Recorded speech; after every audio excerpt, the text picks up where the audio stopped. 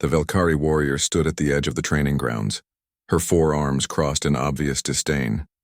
Zixtara had seen many species attempt the arrow dance, the sacred trial of her people, but never had she witnessed something as absurd as this. A human, a slow human. "This is your champion?" she asked the Galactic Council representative, her mandibles clicking in what could only be interpreted as mockery. "This..." Softskin? The human in question, a man named Marcus Chen, stood calmly in the center of the arena, running his fingers along the blindfold in his hands. He was unremarkable by any measure. No exoskeleton, no redundant organs, no enhanced sensory apparatus. His reaction time had been measured at 250 milliseconds, positively glacial compared to Zixtara's 12 milliseconds.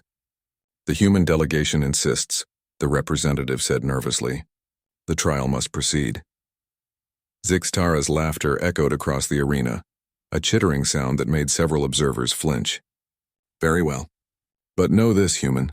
The arrow dance has crippled warriors far superior to you. 12 arrows fired in sequence. You must evade them all. Most species can manage 3, perhaps 4, before their nervous systems fail to keep pace."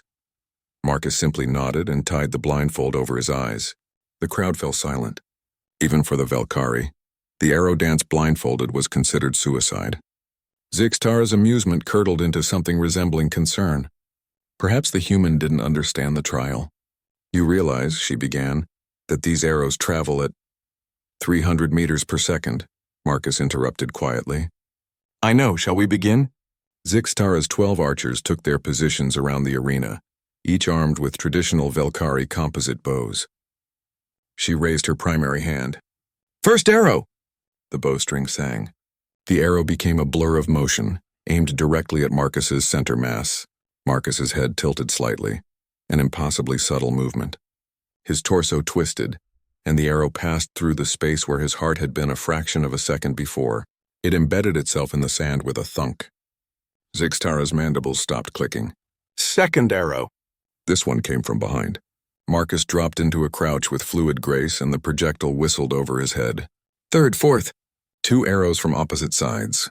Marcus shifted his weight, his body moving in a way that seemed to defy the laws of combat physics. Not fast, but efficient. Each movement minimal, each adjustment precise. The arrows crossed paths in the empty air where he'd been standing. By the 6th arrow, the crowd was murmuring. By the 8th, they were silent. By the 10th, even the archers were hesitating. Zixtara watched in growing disbelief as Marcus moved through the arena like water flowing around stones. He wasn't faster than the arrows. He was simply never where they were aimed. His movement seemed almost lazy, economical to the point of elegance. 11th arrow, she shouted, frustration creeping into her voice. The archer fired. Marcus sidestepped, and for the first time, someone in the crowd noticed something peculiar. The human was listening. His head tracked each archer before they fired, his body already beginning its evasion before the arrow left the bow. 12th arrow, Zixtara commanded. All remaining archers, fire. The final command was against protocol, but she didn't care. 4 arrows launched simultaneously from different angles, a killing pattern designed to eliminate any possible escape route. Marcus's response was almost artistic. He leaped, not high, just enough, twisting his body in midair. 1 arrow passed beneath his feet, another over his shoulder, the 3rd between his arm and torso, the 4th through the gap between his legs. He landed in a crouch and calmly removed his blindfold. The silence in the arena was absolute. Zixtara approached slowly, her forearms hanging limp. "How?" The word came out as a whisper. "Your reaction time is 20 times slower than mine. The arrows move faster than your neurons can fire." "How?" Marcus stood, brushing sand from his knees. "Reaction time isn't everything," he said. "You're right. I can't react to an arrow after it's fired. So I don't. I listen to the archers' breathing, the creak of the bow, the shift of their weight. I predict where they'll aim before they release. But blindfolded, sight can be deceptive," Marcus continued. "It makes you focus on what is instead of what will be. Humans learned this thousands of years ago. We call it zanshin, a state of total awareness. We may be slow, but we've had to compensate for millions of years.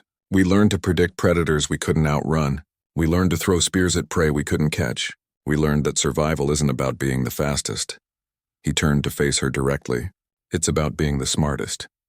Zixtara felt something she hadn't experienced in her 40 cycles of life: humility. Her people had dominated the warrior trials for centuries, relying on their superior speed and reflexes. But this human had just demonstrated something far more terrifying than quick reflexes: foresight, adaptation, predictive analysis at a subconscious level. Your species, she said slowly, has been compensating for physical weakness for your entire evolutionary history. Every single day, Marcus agreed. We're not the strongest or the fastest or the toughest, but we're very, very good at not dying. As Marcus walked away from the arena, Zixtara understood why the Galactic Council had been so insistent. The humans weren't impressive because of what they could do. They were terrifying because of what they'd learned to do despite every disadvantage. And that, she realized, was far more dangerous than speed could ever be. In the crowd, a human military observer made a note in his datapad. Subject Chen successfully completed trial. Recommend expanding predictive combat training across all divisions. Note: opponent appeared genuinely disturbed by human capability for tactical precognition. Psychological warfare applications significant. The age of humanity had begun, not with a roar but with a whisper of an arrow that missed its mark.